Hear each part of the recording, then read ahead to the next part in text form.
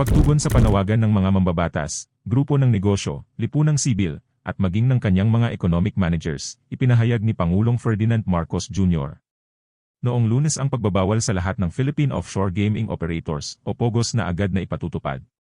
Sa ilalim ng mga maskara ng pagiging lehitimong entidad, ang kanilang mga operasyon ay lumihis na sa sugal patungo sa mga ilegal na gawain tulad ng financial scamming, money laundering, prostitution, human trafficking, kidnapping, brutal na pagtorture, at maging pagpatay. Ang malubhang pang-aabuso at kawalang-galang sa ating sistema ng batas ay kailangan ng itigil, pahayag ng Pangulo sa kanyang ikatlong State of the Nation Address o SONA, na nagbigay daan sa standing ovation at pag-awit ng kanyang mga inisyal na BBM mula sa mga mambabatas, opisyal ng gobyerno, at iba pang bisita sa session hall ng Batasang Pambansa. Kasunod ng anunsyo na ito, inutusan ni Marcos ang Department of Labor and Employment sa pakikipag-ugnayan sa mga economic managers ng administrasyon na gamitin ang oras mula ngayon hanggang sa mga susunod na panahon para makahanap ng bagong trabaho para sa mga Pilipino na maapektuhan.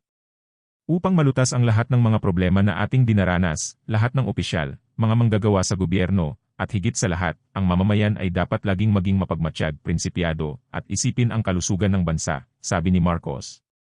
Pagkatapos nito, binanggit ni Marcos ang sinabi ni John Stuart Mill, huwag mag-isip na hindi ka makakaapekto kung hindi ka nakikialam o walang opinyon.